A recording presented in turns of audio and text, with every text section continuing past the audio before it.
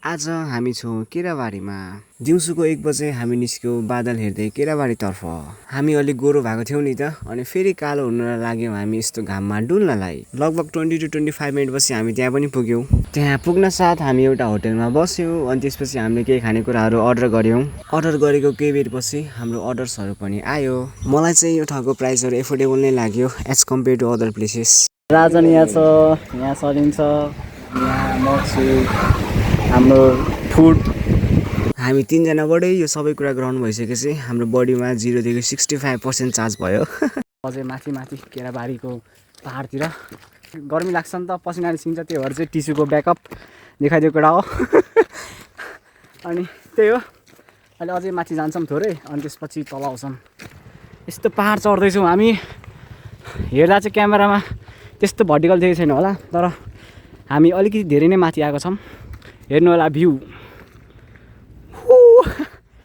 अनि अहिले चाहिँ अझै माथि जाँदैछौँ, अझै माथि छ, यो भन्दा नि अझै माथि छ। ल केटा यस्तै छ, गाउँको मान्छे हो, त्यसरी यस्तो चढ्नु चाहिँ मलाई केही लाग्दैन। यो मान्छे चाहिँ कहिले गल्दैन। उयो टिस्यु देऊ न, एउटा टिस्यु।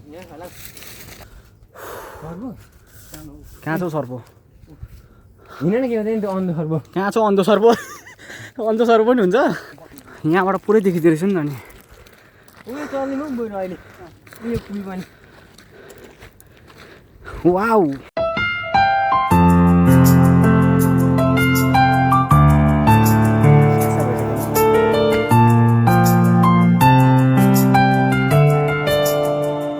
केही बेर घुमेपछि त्यहाँ एकछिन मेरो रिल्स भिडियोहरू सुट हुन थाल्यो।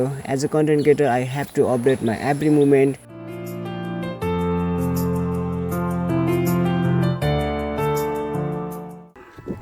हाम्रो राजन सर अनि अर्को सलिन सर। घुम्दा हाम्रो ब्याट्री पर्सेन्टेज पनि 65 देखि 25 भइसकेको थियो। त्यही भएर हामी फर्किँदैछौँ घरतर्फ। यो ठाउँमा चाहिँ मौसम चाहिँ परिवर्तन भइराख्दो रहेछ। 400-500 मिटरसम्म पानी पर्ने, अनि त्यहाँदेखि उता नपर्ने, अनि 15 to 20 मिनट पानी पर्ने, त्यसपछि एकैछिनमा घाम लाग्ने, त्यस्तो हुँदो रहेछ यहाँको वेदर कन्डिसन चाहिँ। सो गाइज, अहिलेको लागि चाहिँ यति नै। It was our very successful and memorable ride.